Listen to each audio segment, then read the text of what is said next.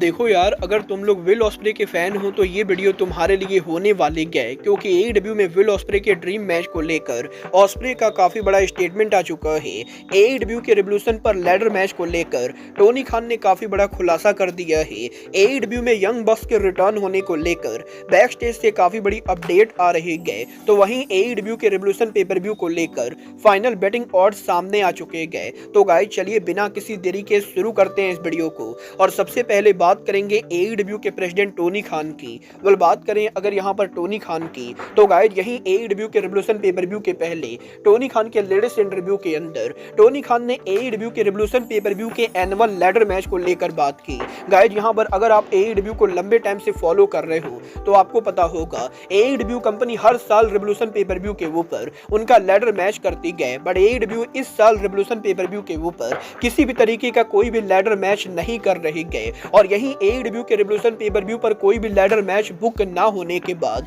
अब टोनी खान ने उनके इंटरव्यू के ऊपर बात की, जहां पर टोनी खान का ये कहना है कि डेफिनेटली यहां पर इस साल के रिवोल्यूशन पेपर व्यू पर लैडर मैच का ना होना एईडब्ल्यू के रिवोल्यूशन पेपर व्यू के ऊपर एक बहुत ही डिफरेंट चीज है। बट टोनी खान पर्सनली ये बिलीव करते गए कि एईडब्ल्यू कंपनी ने पिछले कुछ महीनों के अंदर कंपनी के अंदर काफी सारे बेहतरीन लैडर मैचेस किए हैं, और इसीलिए टोनी खान को नहीं लगा कि इस साल के रिवोल्यूशन पेपर व्यू के ऊपर किसी तरह की कोई भी लैडर मैच को बुक करने की जरूरत है। और टोनी खान पर्सनली ये बिलीव करते गए कि एईडब्ल्यू कंपनी अगर यहां पर ज्यादा लैडर मैचेस करेगी तो लैडर मैचेस की वैल्यू कम हो जाएगी, और इसीलिए टोनी खान एईडब्ल्यू के अंदर लैडर मैचेस को सिर्फ यहां पर इंपॉर्टेंट मैचेस के अंदर करना चाहते गए। और क्योंकि एईडब्ल्यू के अंदर इस साल ऑलरेडी यहां पर काफी सारी टॉप स्टोरी लाइन चल रही है, तो टोनी खान को नहीं लगता है कि इतने पेपर व्यू के ऊपर सॉलिड मैचेस होने के बाद टोनी खान को एईडब्ल्यू के रिवोल्यूशन पर कोई भी लैडर मैच को बुक करने की जरूरत है। मैं यहां पर टोनी खान की बात से पूरी तरह से एग्री करता हूं। बट गाइस यही टोनी खान के इसी इंटरव्यू के अंदर टोनी खान ने एईडब्ल्यू के ईवीपी द यंग बक्स के एईडब्ल्यू पर पॉसिबल रिटर्न को लेकर बात की, जहां पर टोनी खान से जब ये पूछा गया कि एईडब्ल्यू के अंदर केनी ओमेगा के रिटर्न होने के बाद यंग बक्स एईडब्ल्यू के ऊपर कब तक रिटर्न करेंगे, तो टोनी खान यहां पर जवाब देकर ये कहते गए कि यंग बक्स यहां पर हाल फिलहाल में एनजेपीडब्ल्यू के लिए काम कर रहे थे, जहां पर यंग बक्स एनजेपीडब्ल्यू के अंदर एक बार फिर से आईडब्ल्यूजीपी टैग टीम चैंपियन बने। और जहां तक बात रही एईडब्ल्यू की, तो डेफिनेटली यहां पर यंग बक्स एईडब्ल्यू कंपनी के एग्जीक्यूटिव वाइस प्रेसिडेंट है, और वो यहां पर जब चाहे एईडब्ल्यू के टेलीविजन पर रिटर्न कर सकते गए। बट टोनी खान फिलहाल यहां पर इसको लेकर कोई भी स्टेटमेंट नहीं दे सकते गए कि यंग बक्स एग्जैक्टली एईडब्ल्यू पर उनका रिटर्न कब करेंगे। और टोनी खान फिलहाल के लिए यही बोल सकते गए कि यंग बक्स आर्गुएबली रेसलिंग बिजनेस के ग्रेटेस्ट टैग टीम है, और टोनी खान डेफिनेटली यंग बक्स को एईडब्ल्यू के टेलीविजन पर वापस देखना चाहेंगे। देखना दिलचस्प होने वाला है कि क्या यहां पर एईडब्ल्यू के रिवोल्यूशन पेपर व्यू के ऊपर यंग बक्स एईडब्ल्यू के ऊपर शॉकिंग रिटर्न करते हैं या नहीं।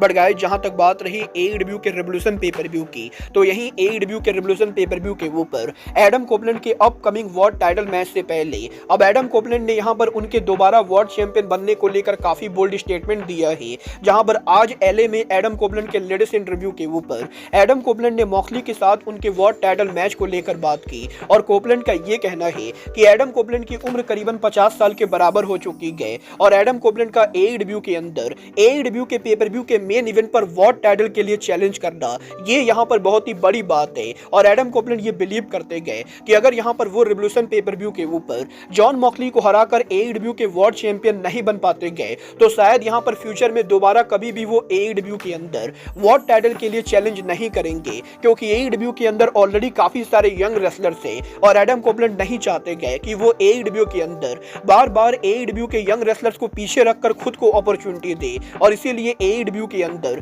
कोपलैंड का यहां पर उनके पहले चैलेंज के अंदर ही एईडब्ल्यू पर वर्ल्ड चैंपियन बनना बहुत ही ज्यादा जरूरी है, क्योंकि अगर यहां पर वो रिवोल्यूशन के ऊपर मॉक्सली से वर्ल्ड टाइटल हार जाते गए तो शायद यहां पर दोबारा वो कभी भी वर्ल्ड टाइटल के लिए चैलेंज ना करे। देखना दिलचस्प होने वाला है कि एईडब्ल्यू के रिवोल्यूशन पेपर व्यू के पहले कोपलैंड की बड़ी बड़ी बातें करने के बाद क्या कोपलैंड यहां पर एईडब्ल्यू के रिवोल्यूशन पर वर्ल्ड चैंपियन बनते हैं या नहीं। बट गाइस जहां तक बात रही वर्ल्ड टाइटल मैच की, तो गाइस ये बात तुम सभी लोगों को मालूम है, एईडब्ल्यू के रिवोल्यूशन पेपर व्यू के सेमी मेन इवेंट के ऊपर एईडब्ल्यू का वुमेन्स वर्ल्ड टाइटल भी ऑन द लाइन होने वाला है, जहां पर टोनी स्टॉर्म उनका टाइटल मरिया मे के खिलाफ डिफेंड करेंगी। और यहीं इन दोनों के अपकमिंग टाइटल मैच से पहले आज यहां पर एलए में टोनी स्टॉर्म के लेटेस्ट इंटरव्यू के ऊपर टोनी स्टॉर्म ने मरिया मे के साथ उनके फ्यूचर को लेकर बात की, जहां पर टोनी स्टॉर्म ने यह बिल्कुल ही क्लियर कर दिया है कि एईडब्ल्यू के रिवोल्यूशन पे पर व्यू के ऊपर मरिया मे और टोनी स्टॉर्म का टाइटल मैच इनकी स्टोरी लाइन का आखिरी मैच होने वाला है, क्योंकि इसके बाद एईडब्ल्यू के अंदर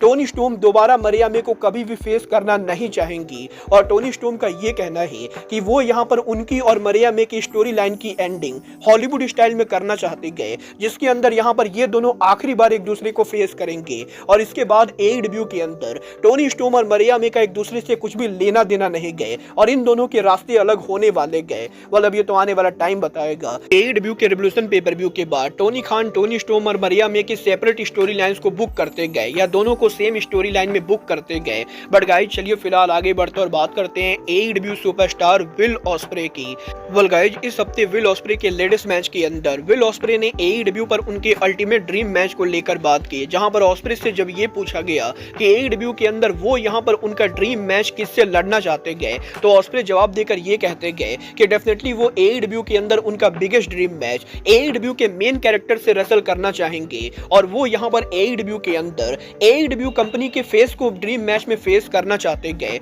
और जब यहां पर ऑस्प्रे से पूछा गया कि उन्हें यहां पर क्या लगता है एईडब्ल्यू का फेस कौन है, तो ऑस्प्रे जवाब देकर ये कहते गए कि वो पर्सनली फील करते गए कि hangman Adam page AEW company के फेस है और वो यहां पर एईडब्ल्यू के मेन कैरेक्टर है, जिनके अराउंड एईडब्ल्यू में हर चीजें इन्वॉल्व होती गए। और इसीलिए एईडब्ल्यू के अंदर वो एईडब्ल्यू के फेस हैंगमैन एडम पेज को ड्रीम मैच में फेस करना चाहते गए और वो एईडब्ल्यू के फेस हैंगमैन एडम पेज को बीट करके एईडब्ल्यू के न्यू फेस बनना चाहते गए। वेल देखना दिलचस्प होने वाला है कि एईडब्ल्यू के अंदर Tony Khan osprey versus hangman की स्टोरी लाइन कब बुक करते गए। बट गाइस जहां तक बात रही बुक करने की, तो गाइस यहीं अब एईडब्ल्यू के रिवोल्यूशन पे पर व्यू के कुछ घंटों पहले फाइनली यहां पर एईडब्ल्यू के रिवोल्यूशन पे पर व्यू को लेकर फाइनल बैटिंग ऑड्स सामने आ चुके गए। और बैटिंग ऑड्स के हिसाब से कल यहां पर एईडब्ल्यू के रिवोल्यूशन पे पर व्यू के ऊपर हमें यहां पर गारंटेड एक टाइटल चेंज देखने को मिलेगा। गाइस यहां पर एईडब्ल्यू के रिवोल्यूशन पे पर व्यू के फाइनल बैटिंग ऑड्स के अंदर MJF versus hangman Adam page के मैच में एमजेएफ के -200 बैटिंग ऑड्स के साथ एमजेएफ के हैंगमैन एडम पेज को बीट करने के चांसेस है।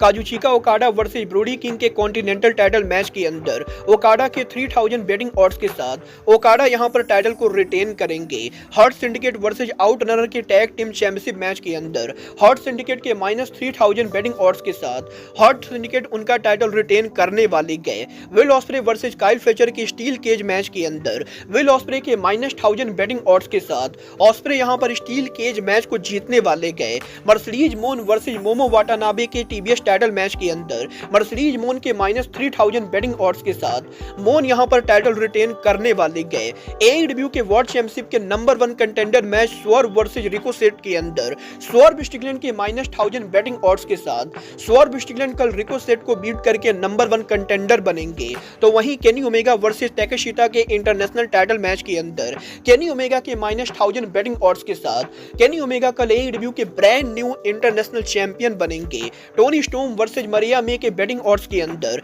टोनी स्टॉर्म के -2500 बैटिंग ऑड्स के साथ टोनी स्टॉर्म कल यहां पर उनका टाइटल रिटेन करेंगे। तो वहीं एईडब्ल्यू के world championship John Moxley versus Adam Copeland match के अंदर मॉक्सली के -200 बैटिंग ऑड्स के साथ कल यहां पर मॉक्सली टाइटल रिटेन करने वाले गए। और गाइस बैटिंग ऑड्स के हिसाब से कल यहां पर जॉन मॉक्सली उनका टाइटल नहीं हारेंगे। वेल देखना दिलचस्प होने वाला है कि ये बैटिंग ऑड्स कितनी सही साबित होती गए और क्या यहां पर सच में कल मॉक्सली कोपलैंड को हराकर एईडब्ल्यू का वर्ल्ड टाइटल रिटेन करते हैं या नहीं। बट गाइस अब आज के इस वीडियो में बस इतना ही। मैं मिलता हूं आपसे अपने अगले वीडियो में। बट गाइस तब तक के लिए good bye, good night and bang.